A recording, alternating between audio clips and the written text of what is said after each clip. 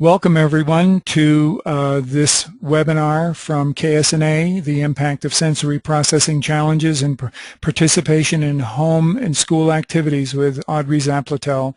Audrey has worked with us before. She's an outstanding presenter.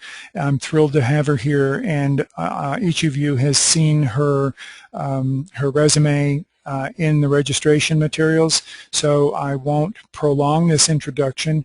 I want to thank Audrey for being here and giving us her time, and I am going to now put Audrey in charge of this webinar and get things underway. And Audrey, you are now in control. Okay, great. Thank you so much, Jim. I really appreciate this invitation from KS&A and from you to talk tonight about sensory processing. I think it's one of the most interesting topics, not one of the most, but a very interesting topic to talk about, because I think it impacts everybody's life, regardless if you have a disability or you don't. We all take in sensory information and we all react to it. So I hope for you that this presentation is helpful, and please feel free to ask questions. I really do appreciate them and really want to make this tailored to your needs tonight. In terms of my background, I have been an occupational therapist for quite some time, and my specialty has been working with kids who have different types of developmental challenges, and really understanding, why they move the way they move, how they move the way they move. And I really do believe that the sensory system and how the body takes in information from the world impacts their responses and impacts their ability to learn. So I guess without further ado, we'll get started. Jim, if you can tell me, can you see my screen, my full screen? I can see your screen, and the individuals have the option of viewing in full screen or partial screen with the little buttons in the upper corner, as you would with any program. I do see a little black bar up in the top left of your slide, but I imagine that'll go away. Okay. Okay, great. Then we were thinking about it. Very good. It's good. All right. So the objective for tonight is for you to first understand who is an occupational therapist, what do we do, and then we'll talk about sensory processing. What is it? What is its role in development? And then describe the impact of sensory processing challenges on our ability to interact in our world. And then at the end, I have some what I call sensational strategies of how to help kids and adults participate in the activities that are meaningful to them. Now, if you don't make it to tonight's ending, it's okay, because I've summarized it all here for you. First major point I want you to know is that sensation is necessary for development. There's a lot of literature around sensory processing challenges, and it has many names, and we'll talk about those names tonight. There's also a framework to understanding the different types of sensory processing challenges one might have, and we've kind of labeled them into three basic categories: sensory modulation disorders, and then there's a further subdivided sensory discriminative disorders, and then sensory-based motor disorders. And then hopefully you'll listen to the end of tonight's webinar and you'll get those sensational strategies to help you be an interactive participant in your community. And then most importantly, if you have questions about your ability to process sensory information or your child's ability to process sensory information, find an OT. It's one of the topics that we love to talk about. And two, I think OTs really do have the knowledge to help people be all they can be in their environment. So let's first talk about OTs and what they do. Our job as therapists is really to help people be social participants through the engagement of meaningful activities.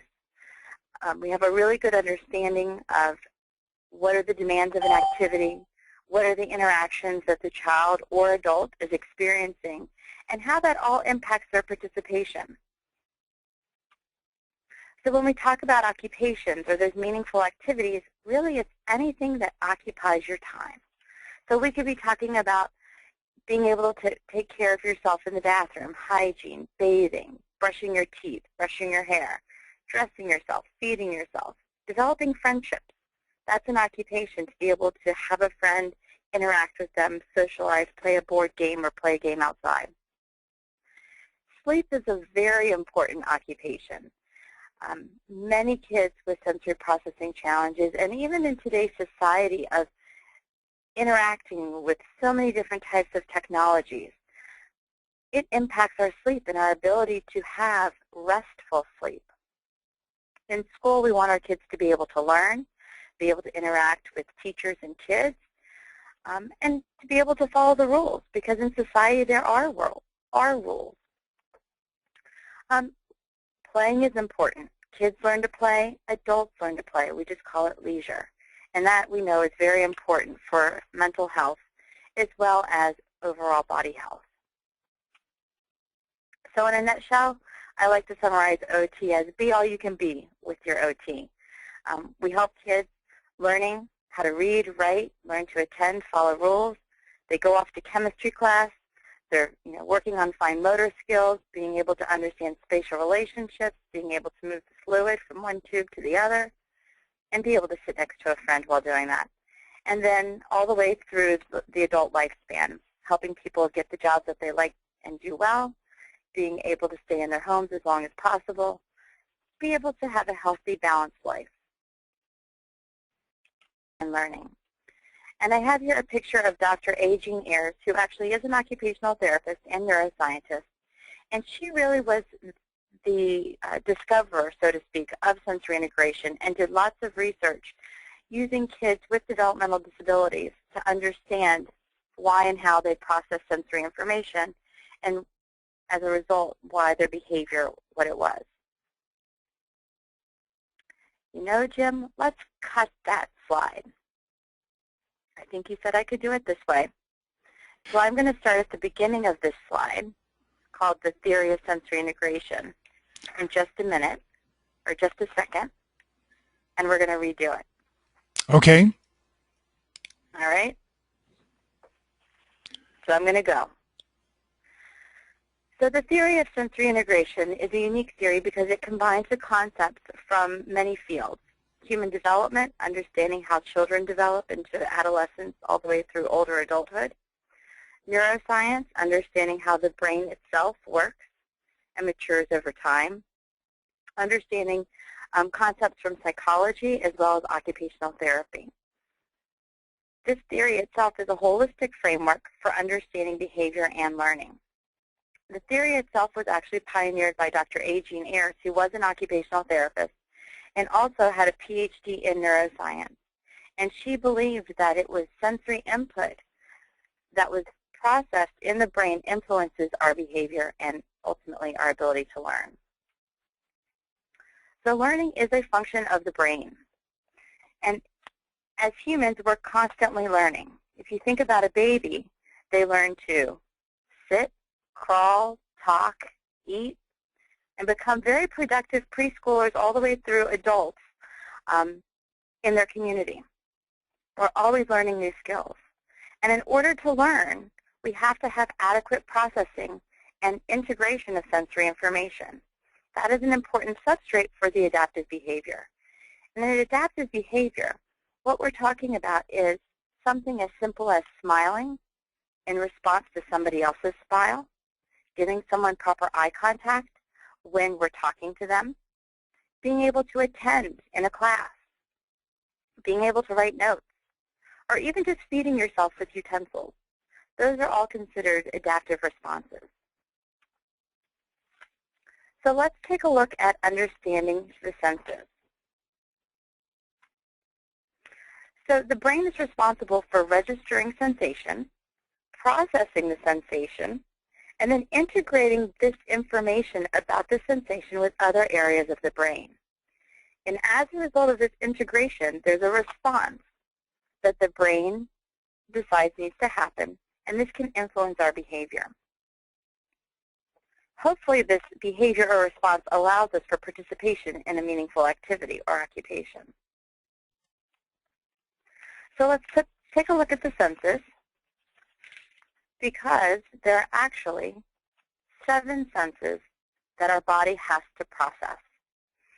Most people know the primary 5, vision, taste, hearing, olfactory, or smell, and touch, or tactile.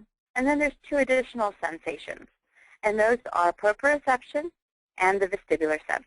So we'll go through each sensation and talk a little bit about how it influences development and ultimately our ability to function in society. So our visual sensation informs us about where we are in space. How far are we from one stimulus to another? What is our spatial orientation? You know, we're sitting at a desk. We have a computer in front of us. The computer is got a screen that has a back and a front. And we can see that all using our eyes. Vision is also important in developing relationships. We're able to look at a person and let them know that we're attending to them just by using our eyes. Or we can use our eyes to tell if that person isn't listening to us or giving us a funny smile because maybe we said something that wasn't maybe appropriate or just was a little funny. Hearing also is important because it allows us to detect and locate and actually determine what is the sound that we're listening to. And that's important. And hopefully tonight your hearing is letting you know, your hearing sense, that you're listening to someone speaking in English and not listening to a whole bunch of bells and whistles going off, like a fire engine.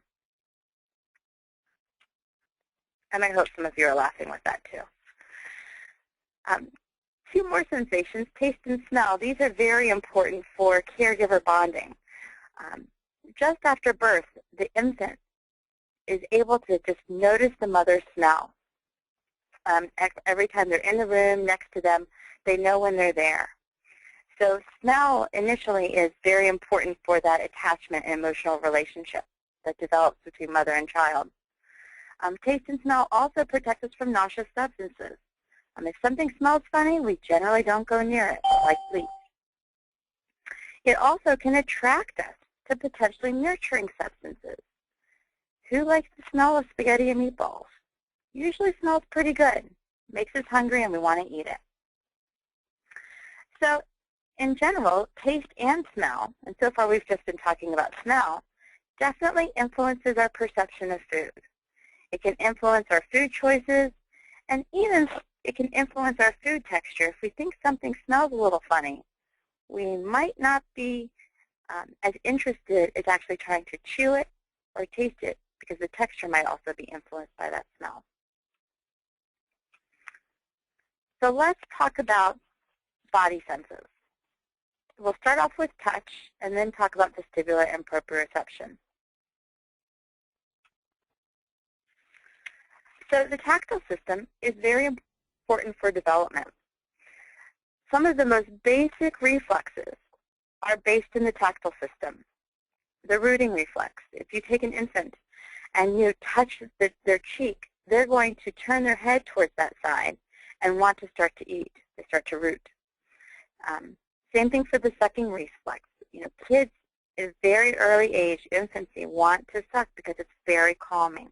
They're getting a lot of tactile input that makes them feel very secure. The grasping reflex. When you hold an infant's hand, they automatically wrap their fingers around your finger. That's the grasping reflex. So they're getting a lot of tactile input just when they're born. And that's really important for them because it does stimulate their emotional development. There's a lot of bonding and attachment that happens through hugging and kissing, all tactile activities. The tactile system also impacts our ability to understand where our body is in space, that body map or body schema, and helps us understand how we're moving our body and where we're moving our body. So again, think about that baby that eventually becomes a preschooler. The baby first learns to roll on the floor or on the bed. They're getting a lot of tactile input about their body. And as they become more skilled, they learn how to crawl, they learn how to walk, and eventually skip, jump, hop, and walk up the stairs. Still relying on tactile input because their feet are at least touching the ground, letting them know where they are in space. Oral motor skills and hand skills are also influenced by the tactile system. The different textures that you put into your mouth as a baby, from mushed foods to wet Cheerios to eventually eating table foods, helps develop the strength in the muscles around the mouth.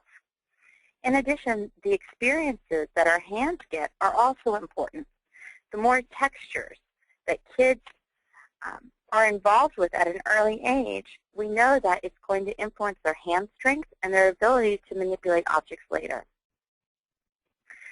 So what I tell a lot of parents is, get your kids dirty. Dirty with whipped cream, dirty with yogurt, pudding. Eventually you can move on to paint and shaving cream, and then you can always put them in a bath. Another wonderful tactile experience. And of course, the tactile system plays a role in protecting us from hazardous stimuli. If something doesn't feel good on our hands, we pull away. So if you're about to touch a pin, or like a push pin, you know that once you touch it, it's going to hurt, and you bring your hand back. Okay, enough about touch. Let's talk about the sixth sense, proprioception.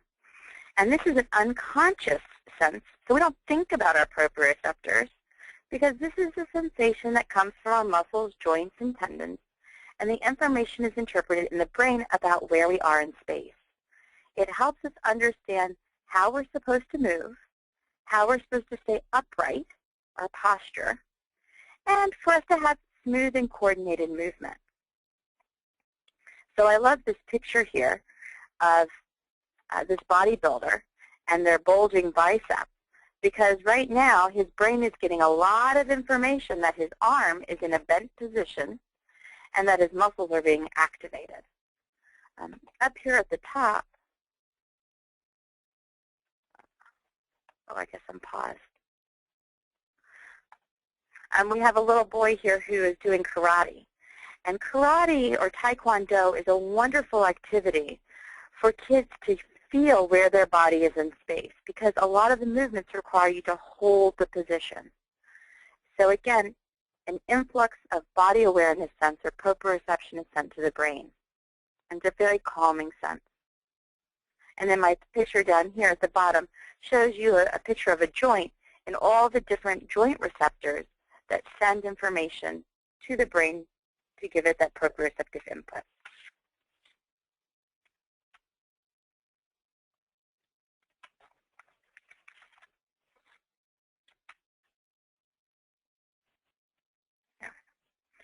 So the vestibular system also is important for development. It influences our reflexes and responses to allow us to master gravity. So if you, again, look at a baby, and you put a baby who's maybe 3, 5, 6 months on your lap, and you start to bounce them, and you may bounce them from side to side, they're going to want to keep their head upright. They're going to fight gravity to keep their posture in alignment. And that's important for development, because at the same time they're strengthening their back muscles.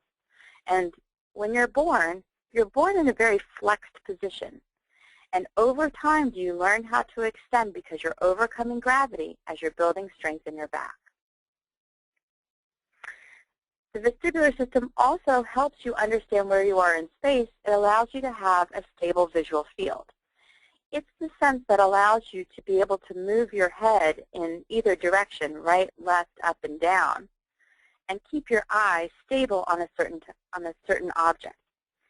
So a good example of this is playing baseball. When you play baseball and the ball is coming towards you, you may be physically running to catch that ball. So your eyes and head may be in the same direction, or they may not be, as they're focusing on this target. The vestibular system also works very closely with the proprioceptive system, and it also can influence your ability to have smooth and coordinated movement. And then lastly, the vestibular system influences our arousal. If we engage in high-impact activity, like, let's say, going for a run or maybe going on a roller coaster, for some people, that will increase their arousal level. They'll get really happy. They'll get really alert. They'll start to be more focused. They're going to think more clearly. So we know that the vestibular system, we can influence it directly and hopefully see direct results in arousal level and attention. The receptor for the vestibular system is the semicircular canals in the ear. So I have here a picture of that showing you the semicircular canals and the otolith organs. They're also here. attached to the cochlea. And you'll find that in the ear.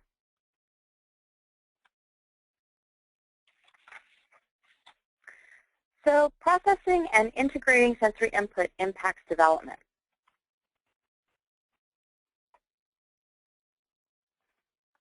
And we see this when children actively select those sensations that are most useful at the time and organize these sensations in a way that facilitates accomplishing a goal. We know that the proximal senses, the vestibular and the tactile and the proprioceptive, are the most primitive and primarily dominate the child's world in those early years. Again, think about that baby who learns to roll, crawl, sit up, start to walk. They're just feeling where their body is in space, and they're really trying to take advantage of every opportunity. So when they see that there's a toy on the coffee table, they want to pull to stand, and they want to reach for that toy, reach for that book. So looking at these pictures of the children, they're very much loving their sensory world. They're covered in paint from head to toe, literally, loving the feel of the paint and being able to explore with what their feet are able to do with the paint, with their hands, with the brush, even what does it feel like on their body. That's all important to kids' development. Now, how does that impact us as adults? Well, as adults, we still have sensory preferences. They're just maybe a little bit different. Some people find having a cup of coffee, just the smell of the coffee, increases their arousal level. Maybe it's the taste of the coffee that wakes them up, or the temperature of certain foods wakes them up. Some people like spicy food, and that tends to make them more interactive. Other people really like exercise. And exercise, again, just as we talked about that run, can help people feel more invigorated and more focused. Or sometimes when you wake up in the morning, you just need a shower. And that deep pressure tactile of the water hitting your back is enough to make you feel like you're awake and ready to take on the day. So as adults, we have sensory preferences that we like, and we do them every day. So there are other factors that influence development. And I'm going to be honest, the first one, I have the purse right there, is money. We know that money can definitely impact what opportunities kids can have. And opportunities doesn't have to be expensive opportunities. When we talk about, and we looked in the research about looking at enriched environments means opportunities. Opportunities to explore with your hands and your body. Listening to music, learning finger plays, which are movements to different songs. Playing with paint, starting to do arts and crafts activities at 3, 4, 5. Being with friends, being with people, having responses from friends and people. Those are meaningful activities. Those are enriched environments and enriched experiences. So when you think about money and you hear about enriched environments, it doesn't necessarily mean also technology. Technology is not necessary for development in these early years. We also know that health plays a role. Kids who are able to be healthy and have access to good medical care can play outside, be happy, engage in school longer. So we know that's important. And then the last picture here shows you of a child learning. And again, it's just giving kids the opportunity, taking the time for them to problem solve what something does when they are interacting with it.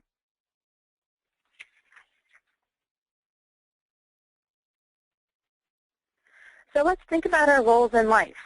What do? We all explore and play. At some point, we have chores. Kids have chores. They clean the table. They put away the dishes. And some of us, we call this work. Chores is the work of the household. And then as we get older, we work outside the household. From an early age, we want our kids to start working on their self-care skills, becoming a self-maintainer, being able to get dressed by themselves, being able to eat by themselves. They go to school, which is also considered work, and play that role of a student, being able to learn, interact with peers and adults. Kids learn to have friends, develop peer groups. They learn from all those experiences and eventually develop leisure activities that we can take into adulthood. Through all of these meaningful interactions, children and adults, adolescents and adults, we learn how to self-regulate our emotions. We learn how to regulate our arousal levels. We learn how to figure out what we're supposed to be doing in what particular environment. There may be different social rules that you use in your house than when you go to the workplace. We also develop physical skills from these experiences. We develop our fine motor skills, our gross motor skills, our ability to problem solve, our ability to be flexible when things don't go our way. And that's really important from all of these roles. So I have here a micropause. And Jim, if you have any questions, this might be a good time, or we can keep going. I've been fielding questions so far without needing to interrupt, so I think we're good to continue. If somebody has a question, I'll remind you that the way to pose your question is using the question text box, and I'm monitoring that continuously. Okay. All right, so let's keep going. So let's talk about sensory processing challenges. What are they? And I particularly use sensory processing challenges because there is no real diagnosis in the books that talks about this. So you hear in the literature sensory integrative disorder, sensory integrative dysfunction, sensory processing disorder, sensory processing dysfunction. You've heard it all. And that's because in our field of occupational therapy and other fields, we haven't really been able to fully describe it, name it, and frame it. Because there's a lot of variability in this field, or in working with kids and adults who have sensory processing challenges. So we're going to talk about that. One of the frameworks for understanding sensory processing was created by Lucy Jane Miller and other researchers in the field of occupational therapy to kind of help us understand how can we categorize this disorder so we can actually start to research it, learn how we can help individuals who are experiencing these challenges. How can we help them the most? So we can divide this disorder into three major areas: sensory modulation, sensory discrimination, and sensory-based motor disorders. We're going to talk about each one of these individually. And I just want to make a note here that sensory modulation disorder probably has had the most press because it's the one that's been the most researched. And I think other disorders that we hear about, like visual spatial disorders, auditory filtering challenges, we don't necessarily consider it a sensory processing disorder, but they really are. They're discrimination disorders. So we're going to talk a little bit about those and how some of the characteristics we might be seeing in kids with chromosomal variations. So let's start off with sensory modulation disorder. So with SMD, a child or an adult really tends to function at these extreme ranges of emotional response to some sort of sensory stimulus. You touch them on the back lightly, and they literally jump out of their seat. That's not normal. So there are three types of sensory modulation disorders. The first type is a sensory registration challenge. So the person doesn't even recognize or attend or register a specific environmental stimulus. For example, you have a child who is playing with a toy, and the caregiver is calling from the kitchen their name. Charlie, Charlie. The child doesn't even respond to it, doesn't even turn. It takes that caregiver to come over and tap them on the shoulder. Do they register that an interaction is being warranted? The next type of challenge is a sensory seeking behavior. And sensory seekers, they register sensory stimulation, but they're really under-responsive. And as a result of being under-responsive, they seek sensation. So when we see these kids, they are moving. They're moving into spaces that weren't necessarily meant for kids, like on top of the cabinet.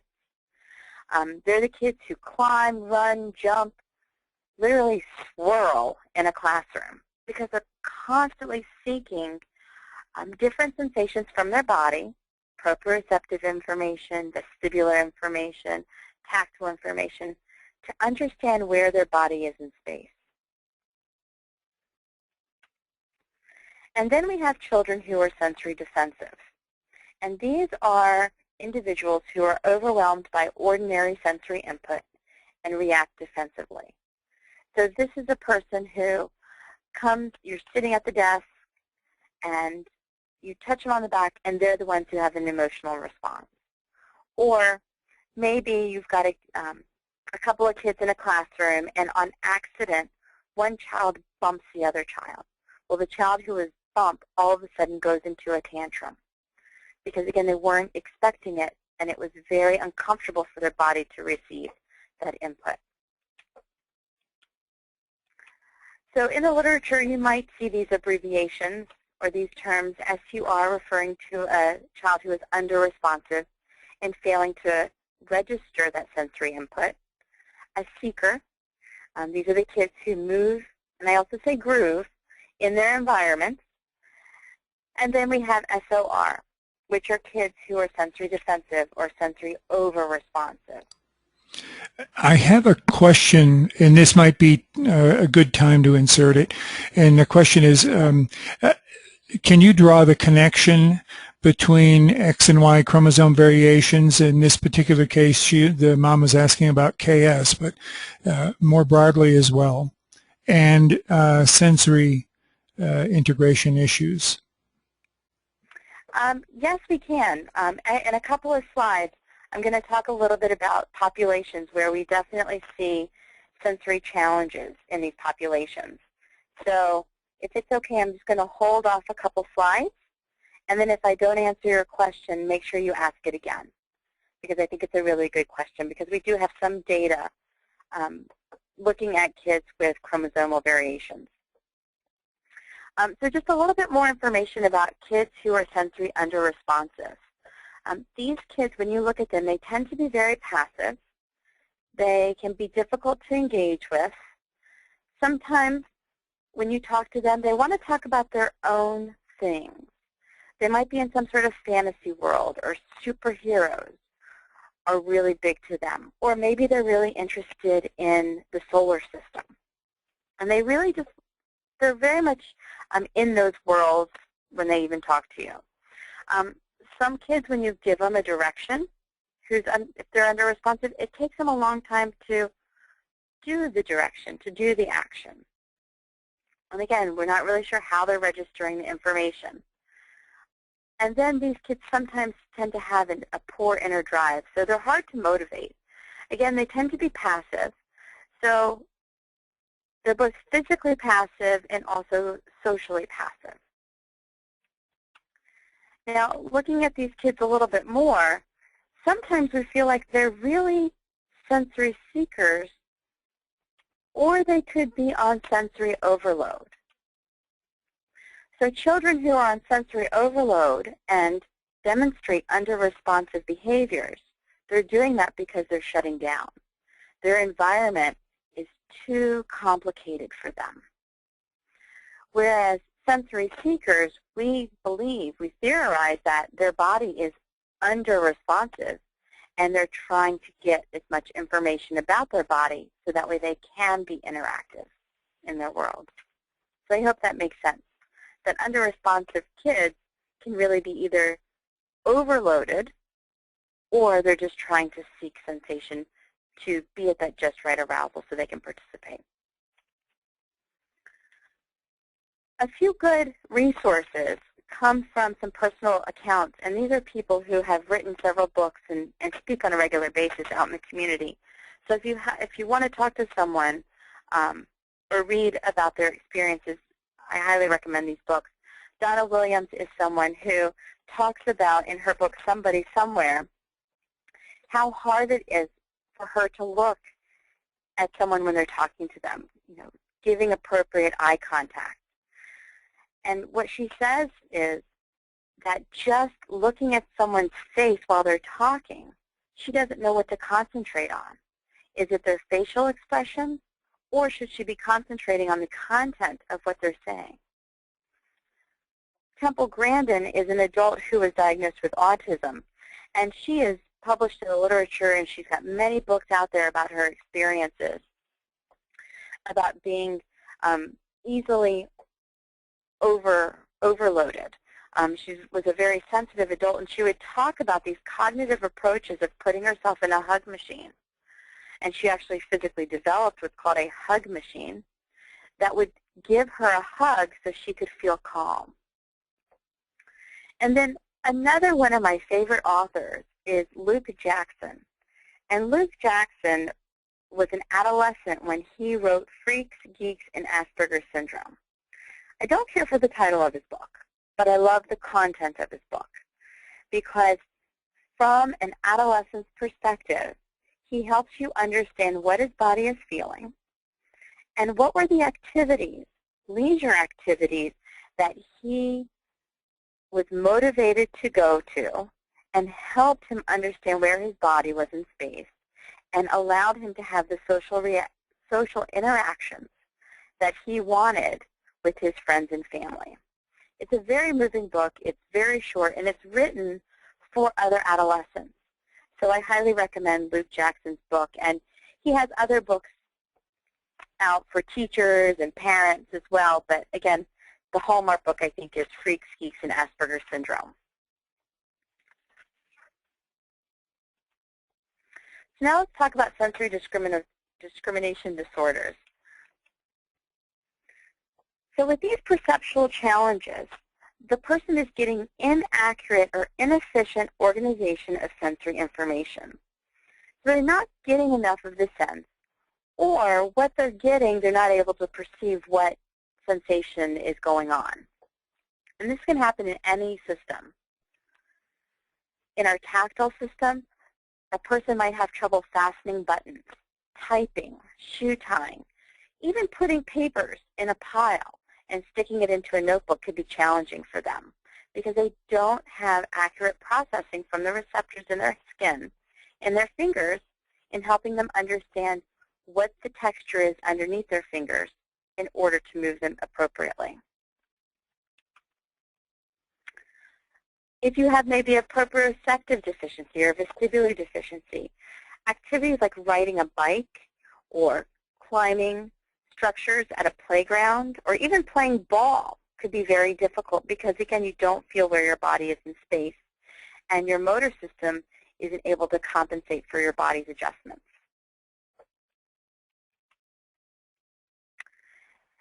And you can also have visual perceptual problems, and I think this is very important to understand because this has been documented in the literature for kids with developmental disorders and chromosomal disorders that this is an area of challenge. And we can see this with IQ testing, with reading challenges, and writing challenges. So the last category of sensory processing challenges is sensory-based motor disorders. And there's two types. There's postural disorders and dyspraxia. With postural disorders, we believe that there's diminished vestibular processing. So this impacts the quality of motor coordination, their ability to have good balance, and as a result, they have poor balance. They have poor equilibrium reactions. So these are the kids who, in school, they're sitting in a chair 1 minute, and they're on the floor the next. They just fall out of the chair. And part of it is, yes, they may have low muscle tone. And we know that's also present with kids with Klinefelters and other chromosomal aneuploidies.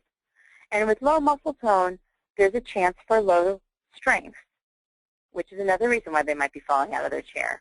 But we also believe with low muscle tone that the child isn't getting the proper amount of sensation from their muscles to know that their muscles should be contracted so they can stay upright.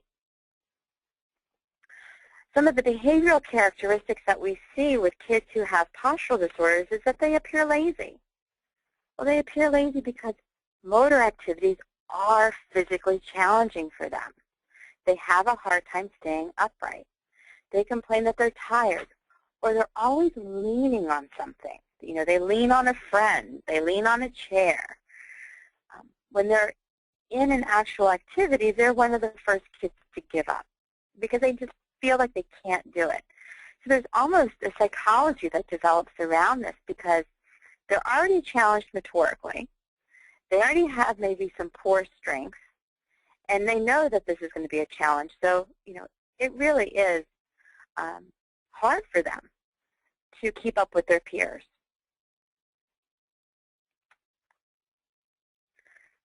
The other type of disorder is dyspraxia. And dyspraxia means that there's a problem with praxis. And another term for praxis is motor planning. And when someone talks about motor planning, what we're talking about is the ability to plan, conceptualize, and execute a non-habitual motor act. So a lot of times kids with dyspraxia, they eventually learn how to get dressed by themselves with lots of practice. And even when they get dressed, these are the kids when they're 6, 7, 8. You know, mom and dad says, yes, they can get dressed, but when they go to school, their shirt, half of their shirt is tucked in, their buttons might be not aligned, or maybe half their buttons aren't even fastened because they still have some problems with motor skills. Motor planning is a neurocognitive process. There's 3 parts to it. If you give a child a task or an adult a task, they have to first understand what the task is. They have to have an idea about it. They have to have some sort of response. And then they have to be able to do the second step, which is, well, how do you complete that task? What are the steps that needs to be done? And what order do those steps need to be accomplished in? And then the third piece to motor planning is the actual execution. Can they physically do the skill? Some kids with dyspraxia, they have the idea, but they can't figure out what the steps are to accomplish the task. Some kids have the idea, they can plan the steps, but their execution is very poor. They don't know how to tie their shoes physically. They don't know how to move their fingers in the right order. And some kids, they just don't have the idea, but once you teach them the idea, they can do the motor skill. So some of the behavioral characteristics that we see with this population of kids who have dyspraxia, again, these are kids who have their own fantasy world, fantasy games. They love to talk about an area that they're an expert in, from solar system to underwater divers. They are a lot of talk and not a lot of action. They know how to manipulate you to tie their shoes until they're 8 years old. They have figured out how to do that, which I think is just quite amazing. They prefer sedentary games. Again, these are kids who are not very physical. They like video games because all you have to do is move your thumbs. That's a video game. They stay away from manipulative types of activities like Legos and drawing and battleship games and even board games because you have to manipulate and move small pieces. In the dining room, they're messy and sloppy eaters. Even at age 12, you might find some breadcrumbs around their chair and still sweeping up around them because they aren't very good at using utensils. They can use them, but somehow they sometimes miss their mouth or they're just a little bit more forceful with their knife and fork. And because they eventually have an awareness of their challenges, they're easily frustrated. So they become good at avoiding activities.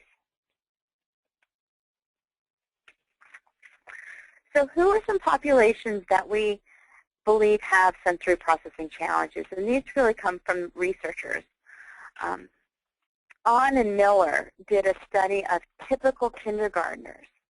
And they did a study where parents were given out a sensory survey called the Sensory Profile. And in a kindergarten class, and this was, I think, with thousands of kindergartners, they found out that just the typical population, about 5 to 10% of them have some sort of sensory challenge. So that's really interesting to note that even in typical populations where we're not thinking about diagnosis, that, yeah, there is some challenges that people could have with sensory processing, and that's quite normal. Other populations where we definitely have seen sensory abnormalities, kids with autism definitely have sensory preferences and motor planning challenges because they really like sameness in their routine, in their play. These are kids who really have to be taught how to engage in their world. And a lot of that taught, being able to learn this information, they have to take in a lot of sensory information. So their classrooms, their environments are tailored for their learning. There's also a subset of kids who have ADHD that have sensory challenges. And even children who are gifted are considered to be more, or have the chance to be more sensitive to their physical environment. And this is potentially because they are processing information at a higher level. We can assume that maybe their sensations or their feelings are also a little more sensitized. In other populations in the mental health realm, there's definitely been links with people who've had schizophrenia and bipolar disorder, that they also exhibit sensory modulation challenges and discrimination challenges. And in the developmental disabilities realm, countless of research articles have pointed out that that different populations, again, kids with autism, kids with ADHD, kids with cerebral palsy, Fragile X, all have elements of sensory challenges as a part of their disorder. So even in the chromosomal aneuploidy literature, there's been suspect of these children and adults having sensory challenges. It's definitely seen in Fragile X. In Klinefelter's, we've done some initial studies here at Jefferson looking at this population where there might be some modulation challenges, also some discrimination challenges around auditory filtering, visual stimulation, even understanding their world visually, visual spatial challenges. So I think there needs to be more literature, more research done to really solidify these findings. But I think it's safe to say in some areas that kids really could have some sensory challenges, and that could be impacting their participation in day-to-day activities. So specifically looking at kids who have SPD, sensory processing disorder or challenges, and also have a chromosomal abnormality, in the literature, we definitely see modulation challenges, and these have been documented. We see self-stimulatory behaviors, an example of a sensory seeker. Kids who are aggressive or impulsive or hyperactive, again, they're sensory seeking. They may be over-responding to a certain stimuli. In terms of discrimination disorders or sensory-based motor disorders, some characteristics that are seen in chromosomal variations, low muscle tone.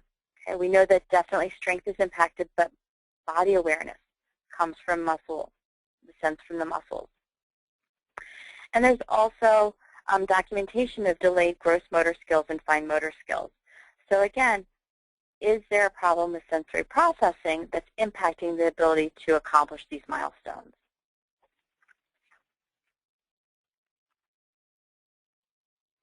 So what exactly is the screening process, or how does one assess sensory processing challenges? Before you move on, could I ask you a question?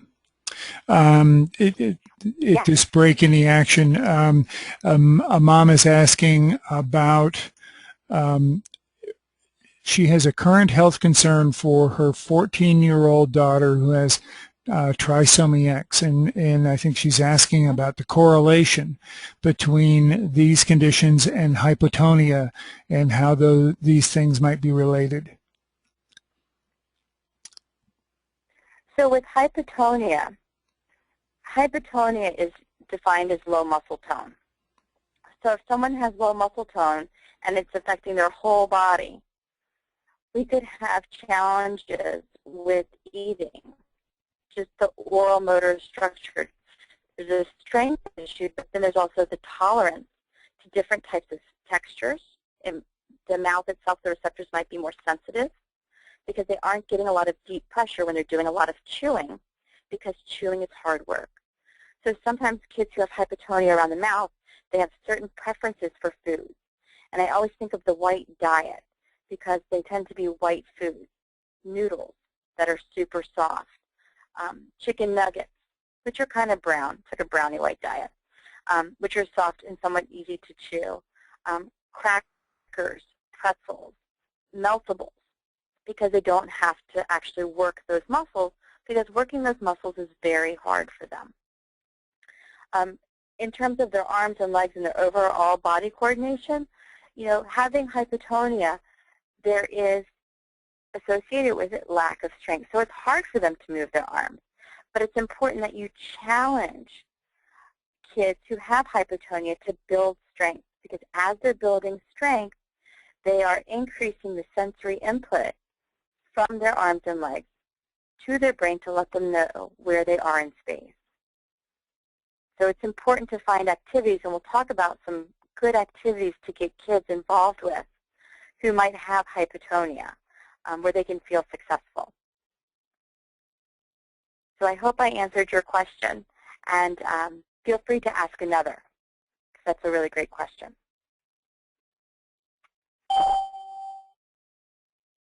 All right, so let's talk about screening and assessment, and then I have another micropause if there's another question.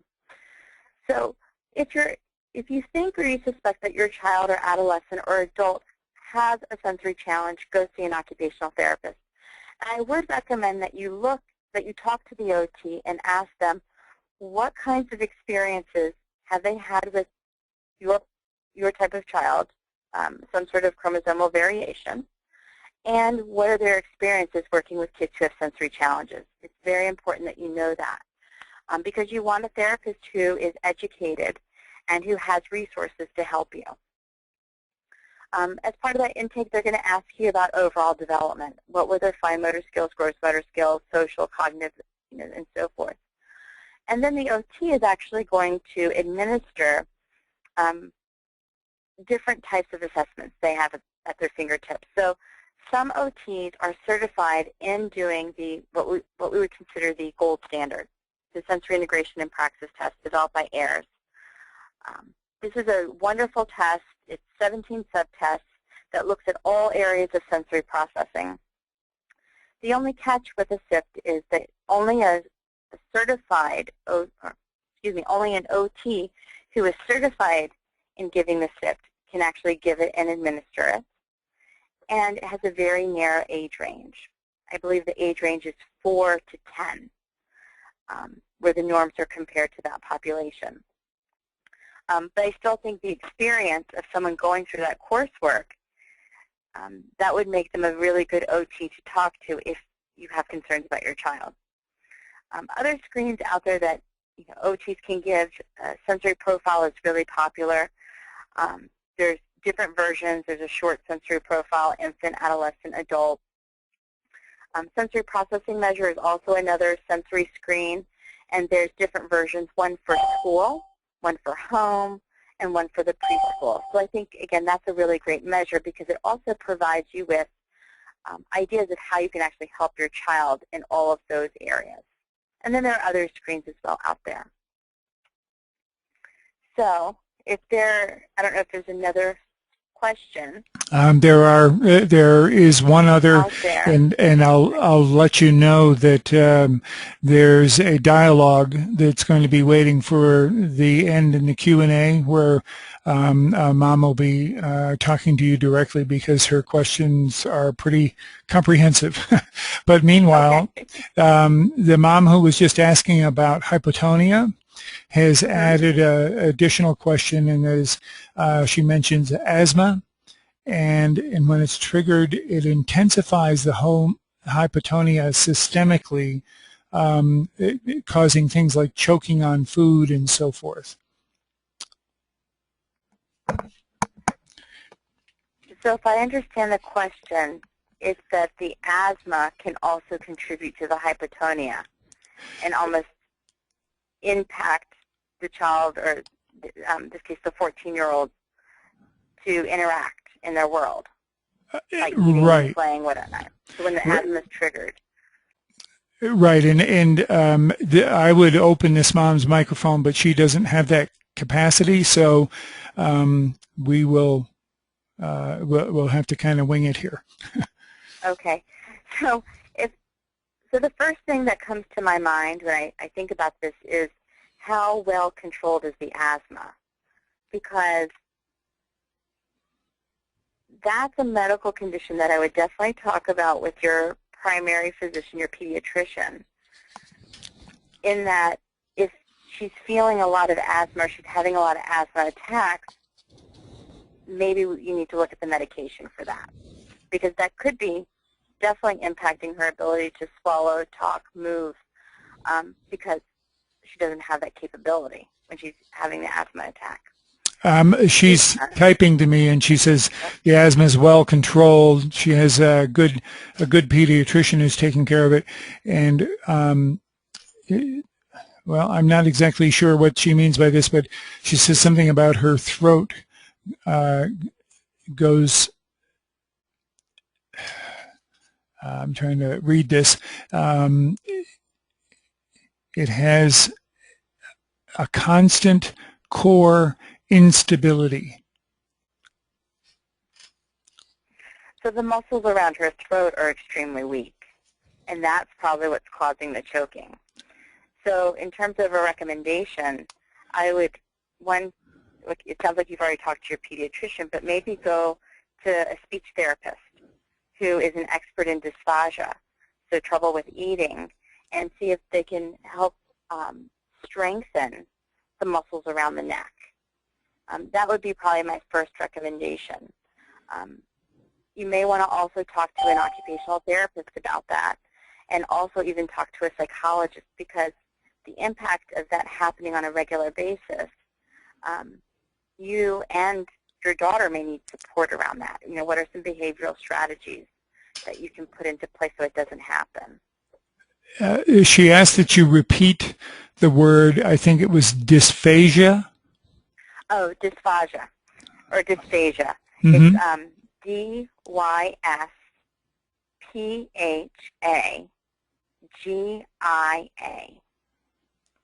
Okay, she just wanted confirmation on that. Mm-hmm. And, okay, go ahead. I was going to say I would really look into talking to a speech therapist about that. They're really experts in dysphagia and really strengthening the muscles around the neck, and that might be very helpful to her. Okay, I have another questioner, and I'm sort of clearing the decks here so I can read it all. It's an adolescent young man, and he can get overwhelmed by ordinary sensory input, lots of talking, people around, and so forth. But it's also an under-responsiveness, a failing to attend to environmental cues. Both of these really affect his socializing. And the question is there a treatment or practice or therapies that can help with this? And is this a lifelong condition that he's facing? Okay, so I'm going to hope I got all the questions in there. Okay, so let me repeat some of the questions so I have a clear picture. So there's an adolescent who has mixed symptoms. They're both over-responsive and under-responsive. And I didn't talk about this, but an individual can have mixed components to sensory processing challenges. And so this is an example of that, where someone is over-responsive in a room that's filled with people, or it's visually too stimulating, and then they also just don't get the social cues. They're under-responsive to certain areas. We're going to talk about some of the strategies to help a person like that, some general strategies. But one thing I would recommend is there treatment? Yes. I think you have to find an occupational therapist who has sensory integration training, who can provide an individualized treatment that's meaningful to your child. And I say that that meaningful part very, very strongly, because in adolescence, they do what they want to do. That's part of adolescence. That's part of their psychological makeup. And so if they don't view the treatment meaningful, if it's not done in a way where they see value, then the timing might not be right. And is this a lifelong issue? That is always a question that no one really can answer. Yes, there might be always challenges around this area, but the point of embedding therapy now is that you're aware of some strategies to help your child be successful in those environments, and that your child eventually can internalize those strategies. So when they're older and they're in a restaurant, they can eat their food without feeling bothered. So I hope that's helpful. We are going to talk about some strategies in a few minutes, but I would definitely consider talking with an OT, and unfortunately it might have to be a private practice OT compared to like a school system OT. This question follows close on the heels of some of the others here, and I'm reading into this that the question is coming from someone, an adult who has the condition. So pardon me if I'm incorrect about that, but can low muscle tone cause swallowing problems where I cannot chew up my food well enough and it feels like it's liquefied in my mouth, and when I swallow it, I still choke on it? So can low muscle tone impact swallowing? And it also sounds like chewing. And the answer is yes. And it's yes in two ways. It's a motor issue in that the muscles don't have enough strength to chew what you want to chew efficiently. And it's a sensory issue because you're not getting enough input from the muscles in your mouth, around your mouth, in your throat to effectively understand what's in your mouth, what you're tasting and experiencing. So low muscle tone can impact your ability to enjoy food.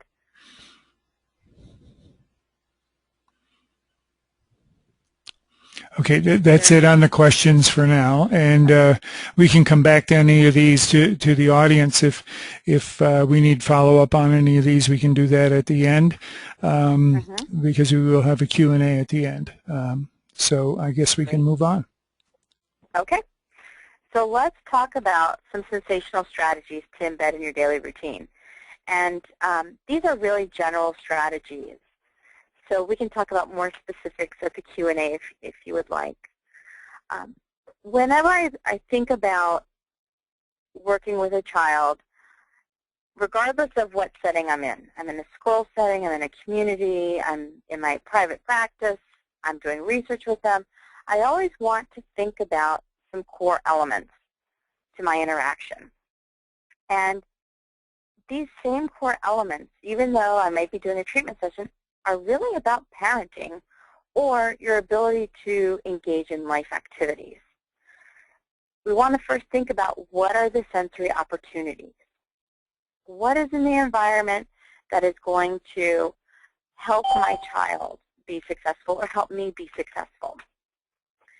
I want to make sure that whatever the action is going to be, we're going to go out to a restaurant, we're going to go play soccer, that is the right challenge for that child or adult at that time. You want to collaborate on activity choice. You might have a person who is not motivated to go to the restaurant because they know that it's going to be overwhelming. So maybe you need to collaborate on which setting you're going to go eat, because maybe there's nothing in your refrigerator. You want to make sure that they're successful, because if they're successful in this interaction, they're going to not necessarily want to come back to the same interaction, but they're more likely to come back a second time and a third time and build upon their experiences. Because remember, our interactions are a way that we learn to interact in society. Most important, you want to ensure physical safety, especially if you have a child or you know someone who's very emotional or they are a sensory seeker. You just want to know what's in the environment. And then if you're able to arrange the room or arrange the environment so that way it's appeasing to the child, that they're able to engage. So if you have someone who's like a sensory seeker, maybe you're going to put a lot of the manipulatives in a box and put it in the closet. So that way they can't take your box of manipulatives, your dolls, your clothespins, your Legos, and throw them across the room because they're just trying to figure out how to play with them. There's a book written by Dr. Harvey Karp, who's a pediatrician. It's called The Happiest Baby on the Block, and he's got another book called Happiest Toddler on the Block. Now, please don't be offended by this saying, but I actually love the suggestions that he writes about in the Happiest Toddler on the Block book, because they're sensory-based, and they meet the child at any age. If you have a 12-year-old who's having a temper tantrum because they don't want to wash their hair, you can't talk to that 12-year-old in paragraphs. They're just going to get lost and continue their emotional rant. If you use very simple phrases and you just repeat them, there's a chance that that temper tantrum, instead of being 20 minutes, will be 10 minutes, because you're not bombarding them with the additional auditory input of your voice. So again, I recommend Toddler on the Block by Dr. Harvey Karp, because there are some really good strategies in there that really apply to any age. So I hope no one's offended by that. For kids who are sensory over-responsive, so these are kids who are really emotional, they overreact to even the simplest touch, or they're tasting food that doesn't feel good in their mouth and they spit it out and it goes everywhere. If you're talking about a toddler or a young baby or even an 8-year-old, what's very calming to them is gentle stimulation. So give them a hug, give them deep pressure, rock them gently. Even just the hug itself is really important because it provides proprioception. It provides deep pressure tactile input, and that's very calming.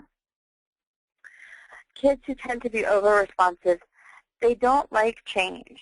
If they know that their routine in the morning is they wake up, they get dressed, they go to school, and then they go to swimming practice after school, but on Wednesday they're not going to go to swimming practice, they need to be notified in the morning of that change. And maybe after school, when you see them again, there's another reminder, you're not going to swimming. They're used to routine because they operate in a very narrow window in terms of how they're able to process sensory information and act accordingly.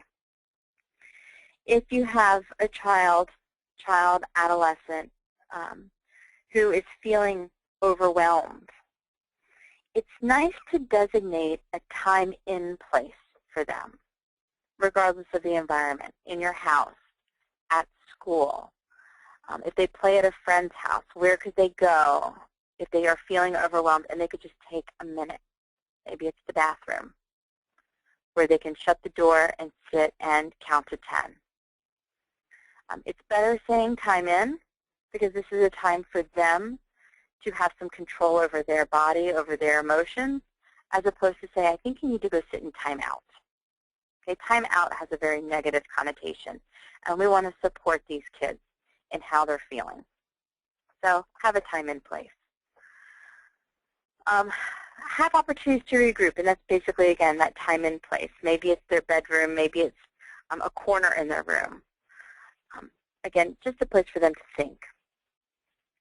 At school, there are a lot of group projects, especially as kids get older.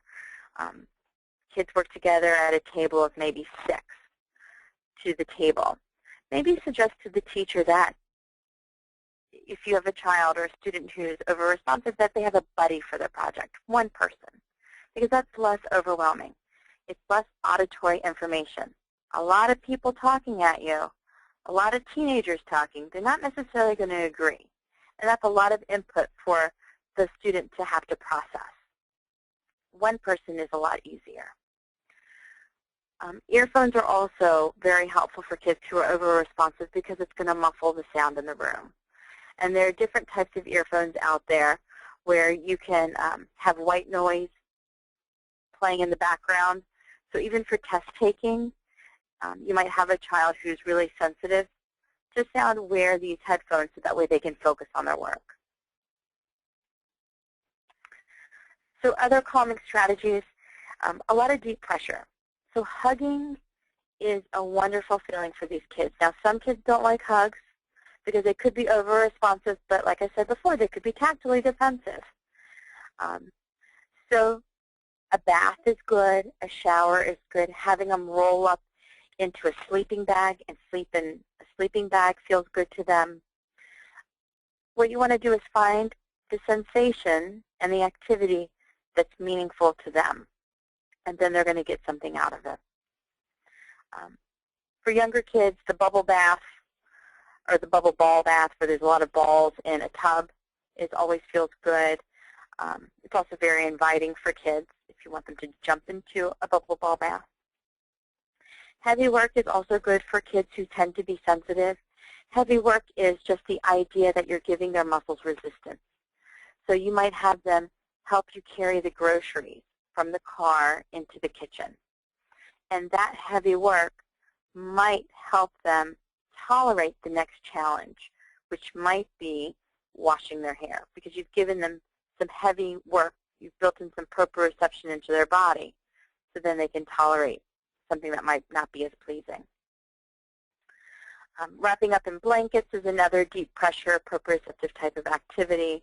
And then also vibrating toys can feel good to kids. So sometimes having a mouthing toy that vibrates can feel good and be very calming to a child who is sensitive.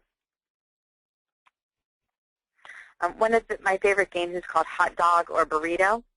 And basically, if I have a child who is just really overstimulated, I tell them, all right, go jump into this cushion.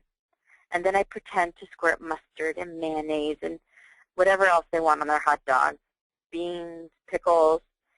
And then I literally take another cushion and I gently press on their body with that cushion, and it makes them feel really good. At home, if there's a sofa around, having the child squeeze between the sofa cushions can do the same thing as the hot dog or the burrito game. You'll notice from time to time that there's an evidence corner. And I'm not going to talk a lot about the evidence corner because these are researchers and research citations that if you Google Scholar them, you can actually pull up the articles. And the researchers here validate this finding of deep pressure feeling good on the body and having a calming effect. So, if you look up Fertel and Daly or Vandenberg, they'll talk about some of the effects of deep pressure on the body in different populations.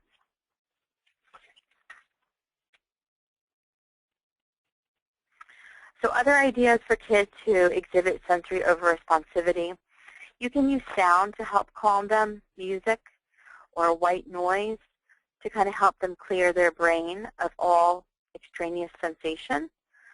Sometimes playing Bach that has a distinct melody, or Mozart very rhythmic, can help bring their arousal down. And that's what you're looking for with kids who are very emotional, is decreasing their arousal level. Also, kids who are over-responsive, sometimes they like to chew their shirts. These are the kids who have really wet sleeves or really wet collars, because they may be stressing out about something, having an over-arousal reaction. But instead of it being verbal, they have found that they can chew, and chewing is very organizing. So to save your shirts and save your collars and shirt sleeves, I recommend that you look into their diet. And this is going to help with kids who have low-tone mouths, to help build up some strength as well. So there's fruit leather out there that is chewy fruit. And there's different brands, or you can use a fruit roll-up. Nuts are really good. Turkey jerky also is good in terms of just getting things in the mouth that they can chew. Now, jewelry, and I'm showing you a picture here of some jewelry, is jewelry that you can chew. And it's this safe BPA plastic that comes in both necklace and bracelet format. And what you would do is cue the child to chew the jewelry instead of their clothes. Also, what's helpful for kids who tend to be sensitive is yoga. Very often I'll recommend yoga to a teacher to do for their whole class, because I think everybody can benefit from yoga, not just the child who has sensory challenges. But the yoga postures are very calming to the nervous system. Many yoga postures make the child feel grounded. They provide resistance to muscles, and they're being challenged in a way where they should be successful. They don't require a lot of coordination, but they require strength over time.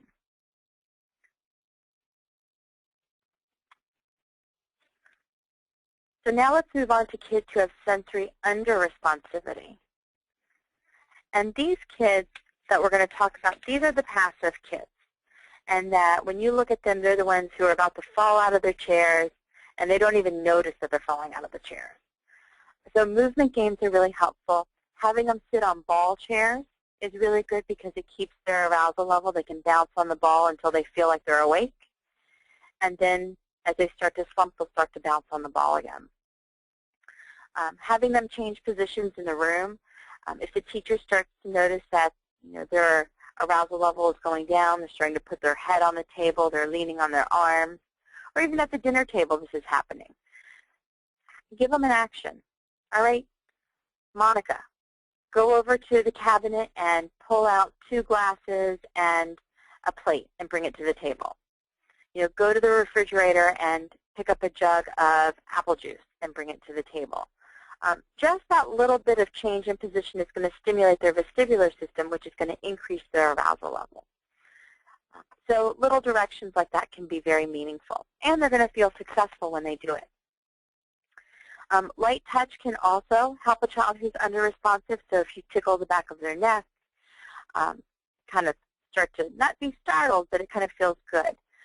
Even a massage to an under-responsive kid could be very helpful because, again, you're touching them, their muscles are moving, and hopefully it'll stimulate some interaction. Also, arrhythmical music being played in the background starts to have people bounce and starts to wake them up.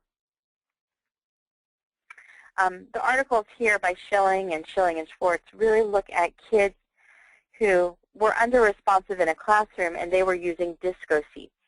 So not using the ball chairs here that are in the picture, but just an air cushion, putting it under the child's seat, and then they could sit in the classroom and be more alert. So kids who tend to be sensory seekers or cravers, they need movement. And so what we can do to best support them is provide them with activities that give them movement, purposeful activities. So if you're talking about a younger child, have them run an errand. But don't have them just walk to the next classroom if they're allowed to. Have them jump, have them hop, have them skip, making the movements a little bit more powerful than just walking. Even walking backwards is changing up the activity where they're getting more sensory input.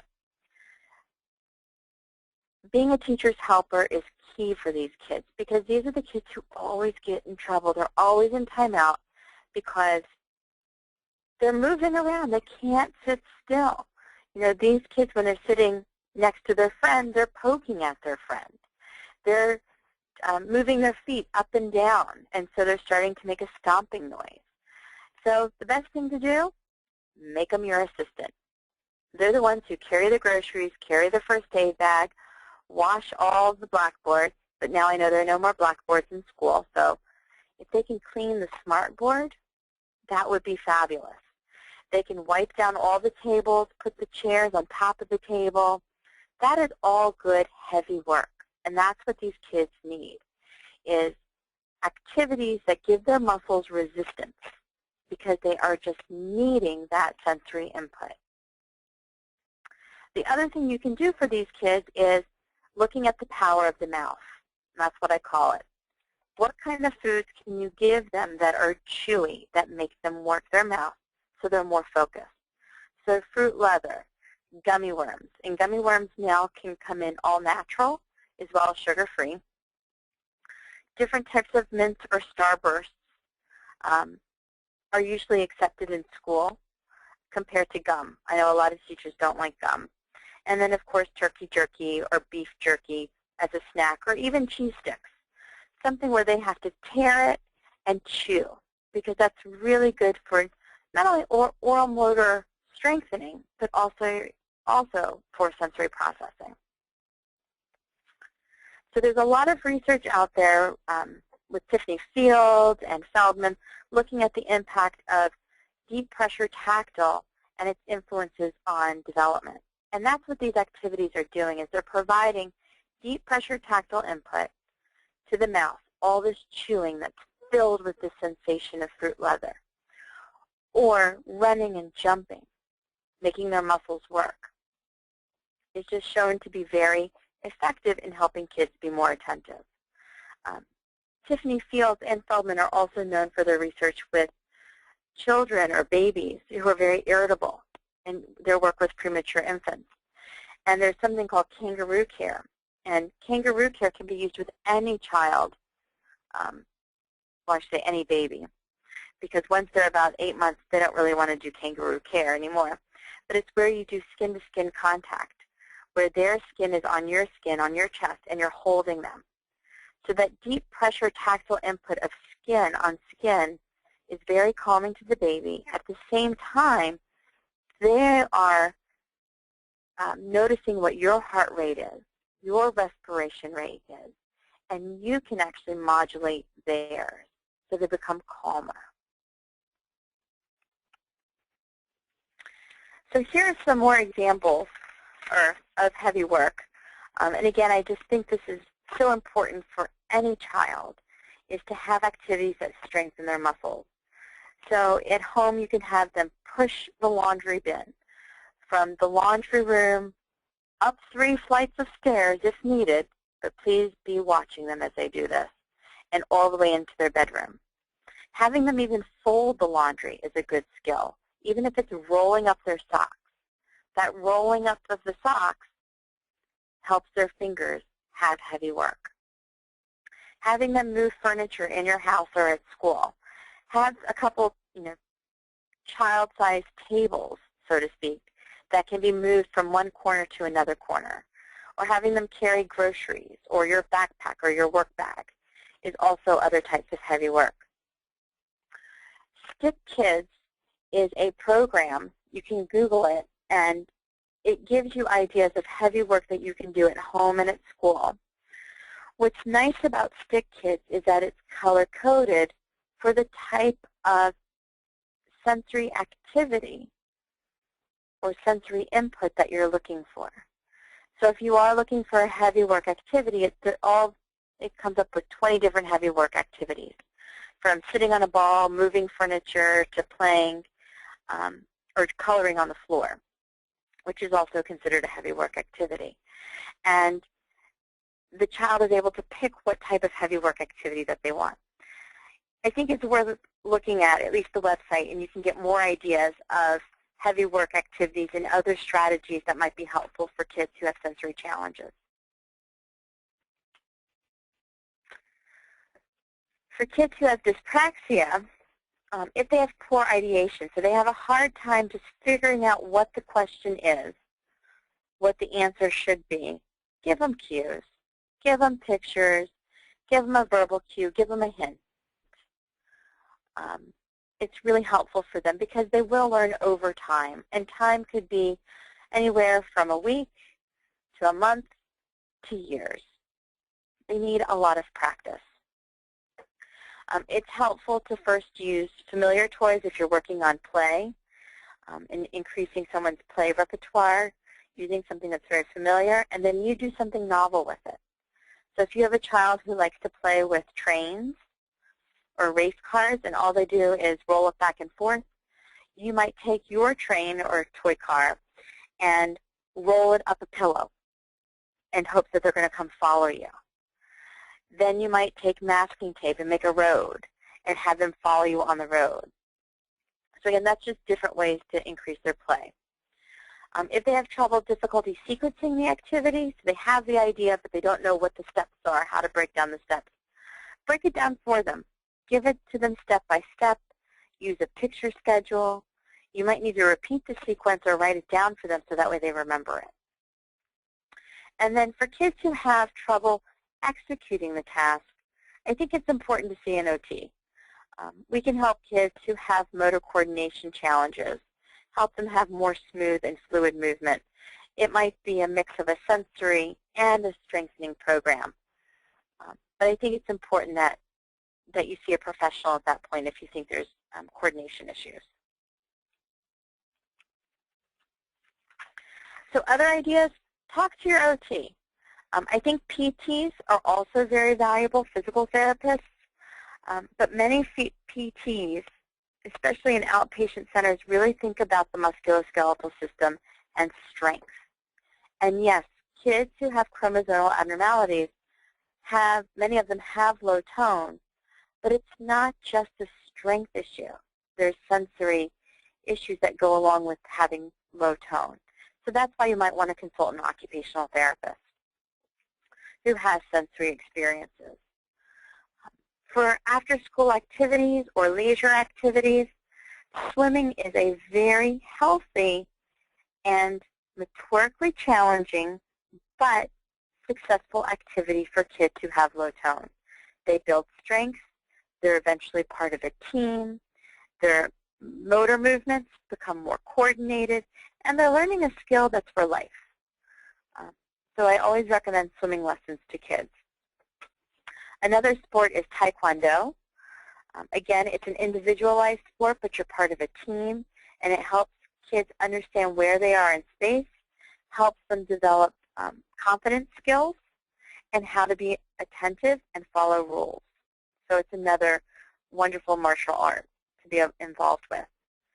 Bicycling and cycling is another activity that helps build core strength as well as works on sensory processing. And then I've had some families, this is not one that I've used, I admit it, use the Wii. And they use the Wii and they say that it helps with muscle strengthening because of the sports activities and the Olympic Games. It also can help with balance, and I know there's yoga activities on there. The one thing that you have to consider with the Wii is that a child who has poor balance, which might be a result of low tone, poor vestibular processing, diminished proprioceptive processing, that they're going to use what works well for them, and that's their eyes. So they're relying on a computer screen or a TV screen to keep them upright. So again, I have Wii there for you, and you can talk about the Wii. These activities in general, they build coordination, they build strength, they all have a social component, and there's healthy competition involved. Now, not all swim teachers and not all Taekwondo teachers and cyclists are all the same. So if you do want to have your child involved in one of these activities, I recommend that you talk to the director of the program and the teacher and talk to them about your child, that they may not be the most coordinated, and what are your strategies for helping your child. I think that's really important to talk about that with the instructor ahead of time, because there's some instructors out there who have methods of being purely behavioral. And for our kids, we know that this isn't a behavior that they can control. Their coordination, they're working hard. They can't help it if they can't hold a pose for more than a minute or even more than 30 seconds. And this instructor needs to be a supportive instructor. So to find those, I would talk to people in the community about good centers to go to and try to enroll your child or adolescent in those centers. Also, if you talk to a private practice OT in your area, they may be able to refer you to these types of activities where they know that they're already supportive. So I guess we're at our summary slide. So again, hopefully you've learned tonight that sensation is necessary for development, and it drives us as individuals to be very participatory in our community. We take the sensations that we love and we use them on a day-to-day basis. We know that there are sensory processing challenges out there, and there are many names for them. And we just need to keep in mind that what's really important here is that kids who have sensory challenges, that they're being identified and that they're getting the support that they need. And those challenges can be modulation challenges, discriminative challenges, or even motor challenges. There are definitely sensational strategies out there, and there's more online at different websites. And also just to talk to an OT from time to time is really helpful, so that way you can be the most supportive to yourself as the family member or the individual who has sensory challenges, and supportive to your child. So my last two slides are just different resources that I've come across that I think are really helpful to parents, some books. One of my favorite books is actually the first book, called Sensational Kids. And it's written by an occupational therapist based out of Denver, Colorado, named Lucy Jane Miller. And she has a clinic called the STAR Clinic. This book is packed with different strategies for different types of kids.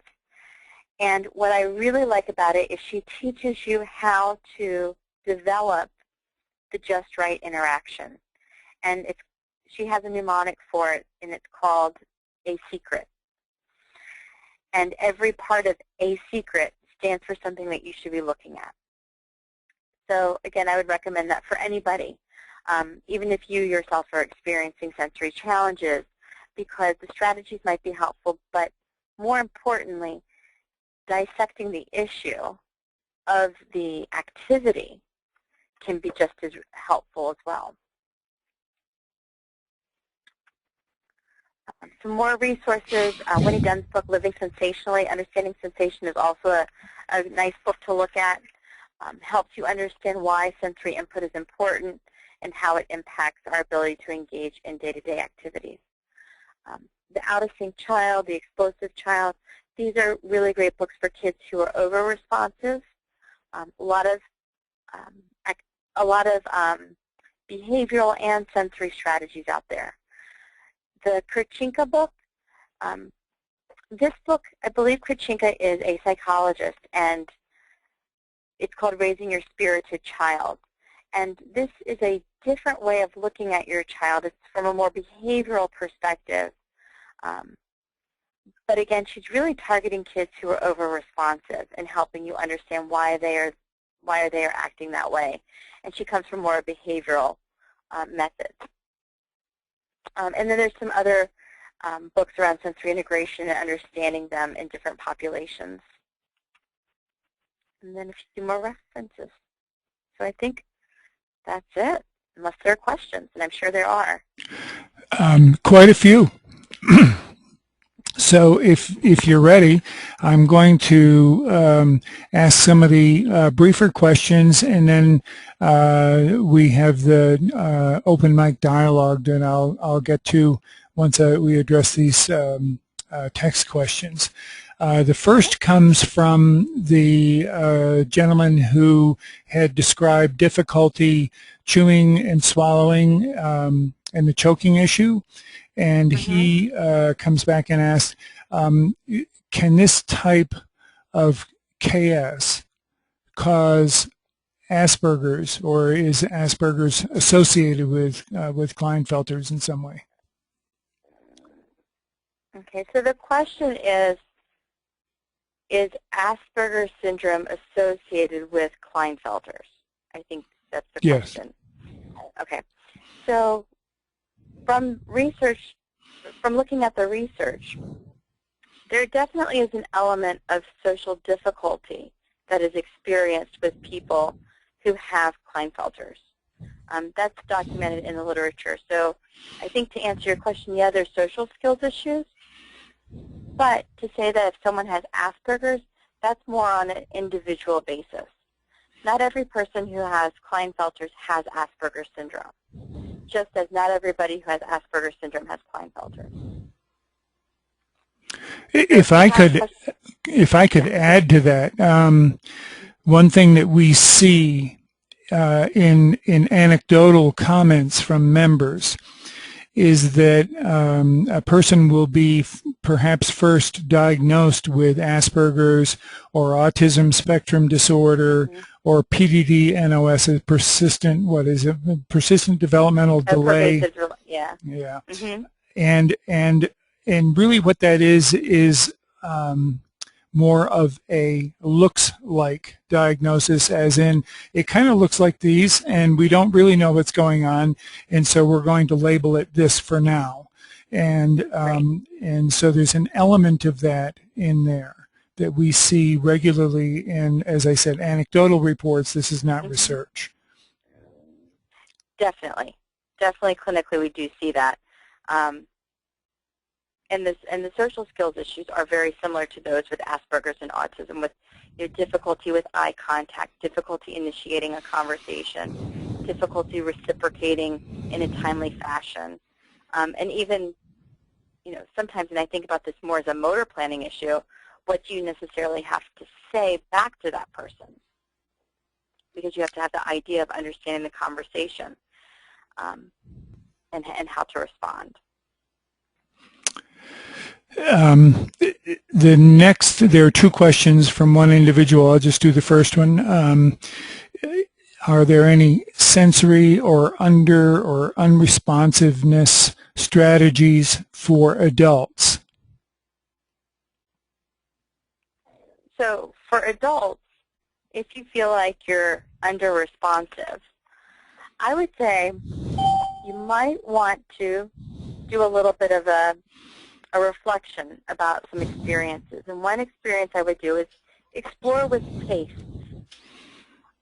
When you eat food that is crunchy, like almonds, nuts, cereal, does that increase your arousal level? Because you're getting a lot of auditory input right through your ears because of all that crunchy chewing, and it's loud. Sometimes that can help people. Look at smell. Are there certain perfumes or colognes or soaps that you can put on your body that help make you more awake and more alert? Sometimes you can put a little bit of mint underneath your nose. If you take some of those peppermint oils and apply it a few times a day, that can help with your arousal level. I think developing an exercise plan is really important for adults because we know that it's part of healthy living. So figure out, maybe you do a brisk walk, you do a slow jog, and see how you feel after a certain time period. Those are some major ones that I would first try, and then maybe consult with an occupational therapist over the phone and see if they can help you on a more individual basis. This is to Eric. Somehow I've lost part 2 of your question. If you're still there, please type it in to me again. I'm going to move on to someone else's and come back to you when your second question is back in front of me. I apologize. Next question. How can the school help with issues with sequencing and getting tasks started? This is a 4th grade boy, and there's a follow-up to that. Right, so the question is about sequencing, and I'm assuming this is when there's directions that are being given or a task that involves multiple activities that needs to be involved. So, for example, they might have to do a worksheet, and after they do the worksheet, then they have to put the worksheet across the room into a special bin and then go back to their desk. Or maybe it's around hand washing, remembering what are the steps to hand washing. What I would recommend is on the desk, if it's a regular activity, if there's some routine to it, see if the teacher can write some generic directions and have them taped to the desk, so the child knows when the teacher says worksheet, I look at my desk and that tells me the order of the activities.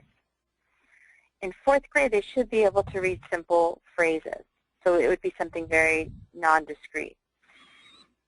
If it's more about actions, or if it's even possible, picture schedules are very helpful because it gives the sequence of activities using pictures, and many kids can take advantage of that. So if it's around hand washing, to have it taped up near the hand washing station.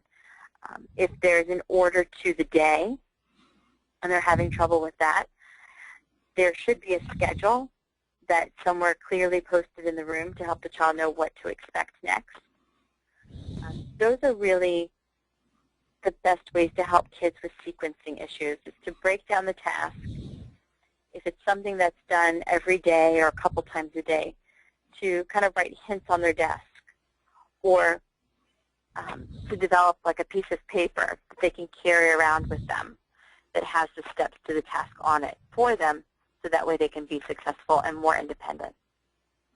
Another strategy with sequencing would be that the teacher assigns kids to work in pairs, and that the pairs work together to complete the task. And hopefully that the child, that your child in particular is paired up with, doesn't do the task for him or her, but does it with them and is more of a prompter. So there are different kinds of kids out there, students out there. Some students will do tasks for others. Other students are really good teachers, and they share the responsibility of the task. So assigning a buddy to do something is also another strategy. Okay. These are follow-ups from the same mom. He's extremely sensitive to smell, has a gagging reflex when he smells something he doesn't like. Is there a tactic to deal with that? And she's just commenting on the previous topic that his issues are more about writing. He does a good job writing, but he can't get started. Oh, okay, he can't get started. So let's keep going with the writing for a minute. If the issue is that you can't get started and it's hard for him to generate ideas about what he's supposed to write about, a familiar topic is usually a good place to start.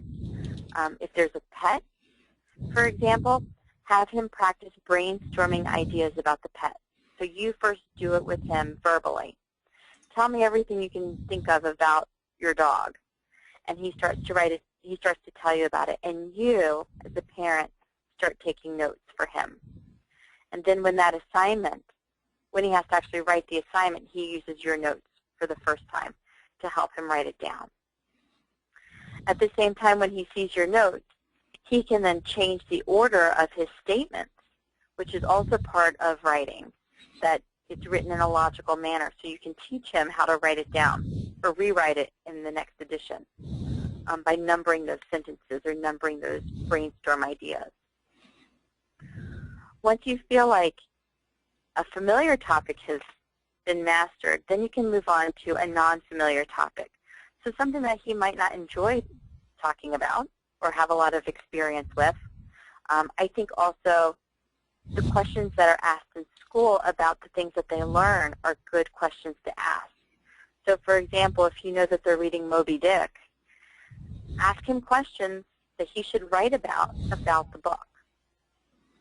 Because again, those are the types of questions that he's practicing at school. So again, brainstorming the ideas first verbally. You write them down so he doesn't have to initially focus on writing those ideas down.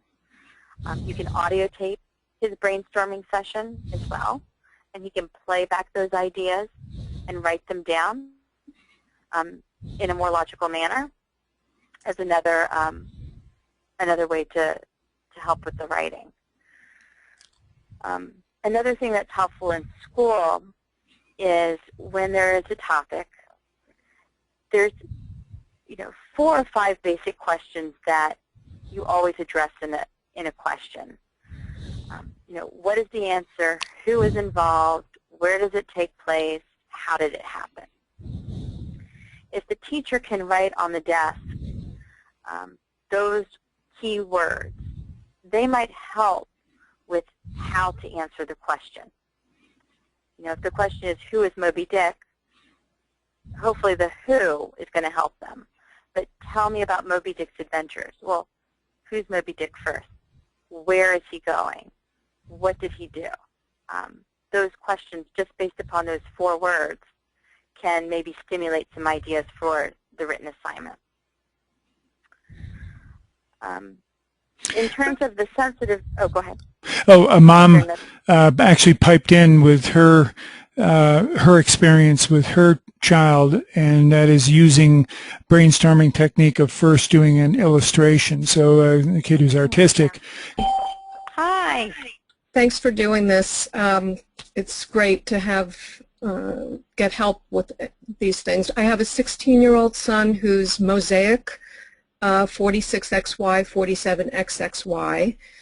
47XXY. He has a lot of sensory challenges, mostly sensory defensiveness, and I've got him a 504 plan. He's great about using technology to help with some of his issues, but one of the issues he has is with reading. The letters, especially the smaller the type gets, the letters move and blur, and reading is really hard for him. So he's got like a Nook that he uses to help, and things that he can use at home or in school, but now he's starting to take the SATs, took the PSATs in October, and I didn't realize that his 504 accommodations didn't carry over to the SATs because the College Board who runs them is a completely separate entity from the school systems. So now I'm working on getting him accommodations for the SATs, and they do have larger type booklets and a whole list of accommodations. I took him to an Erlin person who said that he had Erlin syndrome, but I know that that's a controversial thing and not a medical diagnosis. So I'm just wondering if you have had experience with people dealing with the College Board, or any resources or help in terms of making a case to them why he needs these accommodations. To be honest, I haven't had these experiences personally. First of all, are you getting double feedback when I talk? No. Okay. Okay, what I'm going to do, Amy, is briefly close your microphone, and that resolves the echo, and I will reopen your mic after Audrey makes a response. Okay. Oh, okay, that's much better. So I haven't had personal experience with this, but I can tell you a colleague of mine that I consult with on a regular basis, she actually helps a lot of high schoolers who have sensory processing challenges enter from high school and transition into college. And some words of advice. When you take the SATs, you will have to go and have the accommodations approved, and that's where it sounds. That sounds like where you are right now. How and what you write, I'm not really sure because I haven't seen that paperwork. I can tell you on the college level, community college, undergraduate college, graduate school, there's always an office of disability, and this office helps you get the right kind of accommodations needed for the student in order for them to interact in the educational plan. So that's important for you to know that there are supports out there. I think you have to have some sort of diagnosis. So, you know, I think having the chromosomal variation that you mentioned, that will definitely help your case. And then you probably will have to have either a note from a pediatrician or a psychologist verifying that and some of the challenges that they've had, in addition to probably a copy of the 504 plan. In terms of the reading issues, I don't know if you were also asking about assistance for that. Two things come to mind. One is it's great that you have found technology to be helpful to increase the differences in foreground and background. That's what a Nook does, is it brings the words brighter to the visual field, and that's great. I would also just make sure that his eyes, the acuity level, has been checked, so to go see an optometrist. And you might have already done that, but I always tell people it never hurts to go once a year, especially if someone's using a lot of technology, because it really does strain their eyes more.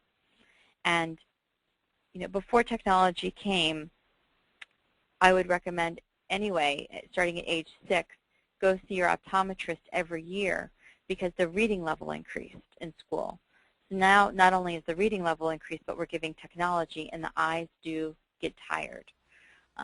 So definitely go see someone to look at that. And then another idea would be to go see a visual optometrist, a behavioral optometrist, which is a person who specializes in how the eyes work together. It might be worthwhile to seek out this person, because if it's not an acuity issue that is making reading difficult and the words are blurry, it might be that the eyes are not working together, simultaneously moving right, left, up, and down. And it might be worthwhile to go see a behavioral optometrist for an evaluation to see if they can help. Okay, Amy, I'm going to open your mic. Unmuted. Okay, Amy, I'm going to open your mic. Okay, thank you. Yeah, he does wear glasses, and I take him to an ophthalmologist probably twice a year. Okay. And the ophthalmologist said that these problems he's having are not with the eyes, because his glasses are correcting whatever the ophthalmologist is seeing. So, well, I think the ophthalmologist is looking at acuity primarily. They may not, and they look at eye health, but this is a different type of eye doctor. This is someone who actually looks at how eyes move. And another person that you could go see that would be that would still be helpful, and maybe you want to start here, is an occupational therapist. And they can just let you know, are the eyes teaming together? Is he able to do saccades? Is he able to follow a moving target and keep his eyes on the target for a certain amount of seconds? You could also start there, and then you can talk with that professional about what the ophthalmologist is seeing as well. Okay, you're unmuted again. Unmuted. okay, thank you very much. Here on Eastern Standard Time, it's getting past my bedtime, so I'm going to say thank you and good night. All right. Thanks, Amy. Okay, bye-bye. Okay, I have just a couple other questions, and I think we should bring this to a close. But we've sort of lost our place with the question from the adult who was asking about audio discrimination strategies, and noted that he has KS and ADD, so he's looking for help with an adult. Okay, so for auditory discrimination or auditory filtering? Discrimination strategies, he called it. So if it's discrimination strategies, generally this is someone who has trouble being able to understand what's being said to them or to discriminate between sounds. It might be helpful to actually work with an occupational therapist who has experience in sound therapies. So that's one route that I would recommend. An idea that you could do from like a day-to-day basis is when someone's talking to you, if you can, try to just focus on what they're saying. And sometimes what I tell people is to say something like, if I didn't hear what they would say, I would say, you know, I can't hear you. Can you tell me again? And see if I can then figure out what they're trying to say. So this way they don't know that you're having trouble understanding them. And hearing is a very common way of putting the onus on you, so you're the one having trouble without letting them know that, you know, there might be something more complex going on. So telling people that you need them to repeat what they said, especially if it's a busy environment, is helpful. Okay, so he's feeding back to me, indicating that he's having trouble discriminating between sounds, but he understands well when he hears things. So I'm assuming it's, you know, he's thinking it might be a filtering issue, but it has to do with distinguishing different sounds as opposed to conversation. Right. So one is you might want to also look to go see an audiologist to see what, you know, just to have your hearing checked and see what tones you're hearing, even though that's probably not going to be the issue. You know, this is probably this is one of the areas where I have least experience, I'll be honest, with this particular issue. I think a book that you may want to look into is the Donna Williams book. And read her book, and she talks a lot about how she's overwhelmed by just visual stimulation. And she mentions a strategy where she physically does close her eyes when she talks to people. And this might be something for you to do, is to help you, you know, distinguish between sounds, to be able to, you know, focus even more on what you're trying to listen to. I think in reading, he's texting very rapidly and indicating that it really is, for example, background noise, filtering out the background noise. And he's been to an audiologist, and they tell him his hearing is fine, but what he's struggling with is, I guess, separating the sounds and being able to focus in on what he really needs to attend to. Gotcha. Okay, so it's filtering. So one thing that you could do if you are in a busy environment is to buy a pair of headphones. They make different kinds where you can tune out the background with white noise, or you can have music playing, so that way you can focus. And so headphones are probably one of the more accepted strategies that people will use. Well, noise-canceling headphones actually, some of them are designed to actually listen to the background noise and cancel it out, but not mute normal conversation and other audio sources that are unique or transient. So if someone dropped a book on the floor next to you, you'd hear the book drop, clear as a bell, but in the meantime, the sound of a machine running in the background, for example, would be muted out pretty well. And they make those both in earbud and over-the-ear CAN type headphones that allow enough sound in to not to get you fired from your job because you can't hear and that kind of thing. That's a good suggestion, Jim. Another thing that you could look into is working with an OT who specializes in the sound therapies, and there are some programs out there. They're a little controversial and experimental in terms of the research that supports them, but they do help people who have filtering challenges. Help them learn how to focus on the fore noise as opposed to the background noise.